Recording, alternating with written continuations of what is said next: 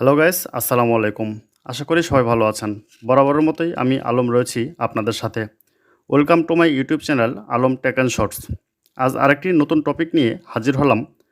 টপিকটি হলো পাসপোর্টের যে সকল ভুলের কারণে আপনার ভিসা রিজেক্ট হয়, অর্থাৎ আপনি ভিসা হাতে পাবেন না। সেই ভুলগুলো নিয়ে বিস্তারিত থাকছে আমার এই ভিডিওতে। ভিডিওটি স্কিপ না করে সম্পূর্ণ ভিডিওটি দেখবেন, আশা করি উপকৃত হবেন। চলুন ভিডিওটি শুরু করা যাক। পাসপোর্টে যে সকল ভুলের কারণে ভিসা রিজেক্ট হয়।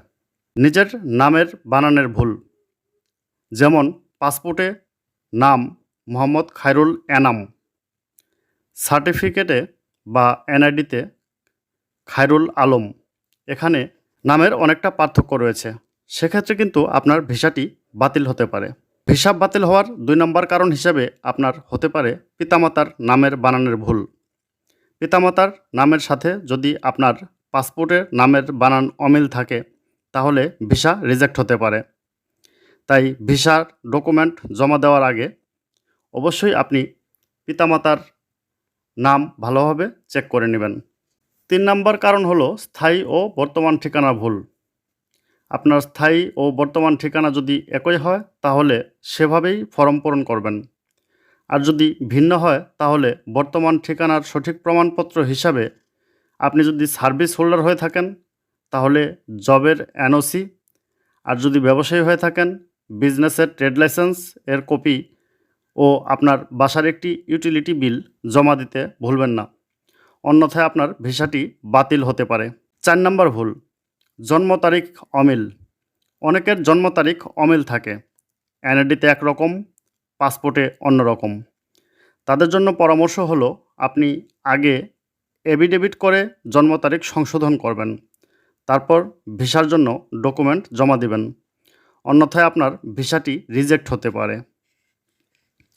5 নম্বর ভুল, মেডিকেল ভিসার ক্ষেত্রে ডক্টর অ্যাপয়েন্টমেন্ট খুবই গুরুত্বপূর্ণ। এটি প্রি ডক্টর অ্যাপয়েন্টমেন্ট নিতে হবে। অ্যাপয়েন্টমেন্ট অনলাইনে হোক বা অফলাইনে হোক, সঠিক প্রমাণপত্র হিসেবে আপনি অবশ্যই সঠিকভাবে ডক্টর অ্যাপয়েন্টমেন্ট স্লিপ জমা দিবেন, অন্যথায় ভিসাটি রিজেক্ট হতে পারে। উপরে উল্লেখিত সকল ডকুমেন্ট যদি সঠিক থাকে, আপনি নিশ্চিন্তে ভিসার জন্য ডকুমেন্ট জমা দিতে পারেন। বন্ধুরা, এই ছিল ছোটোখাটো ভুলের বিষয়গুলো। ভিডিওটি ভালো লাগলে লাইক কমেন্ট শেয়ার করতে ভুলবেন না। পরবর্তী ভিডিওর নোটিফিকেশন পেতে সাবস্ক্রাইব করে পাশে থাকা বেল আইকনটি অন করে রাখবেন। এরকম ইনফরমেটিভ ভিডিও নিয়ে আমি প্রতিনিয়তই আলম টেক অ্যান্ড শর্টস এই চ্যানেলটিতে ভিডিও আপলোড করে থাকি। ভিডিওটি ভালো লাগলে শেয়ার করে অন্যদের দেখার সুযোগ করে দিবেন। থ্যাংক ইউ ভিউয়ার্স, আসসালামু আলাইকুম।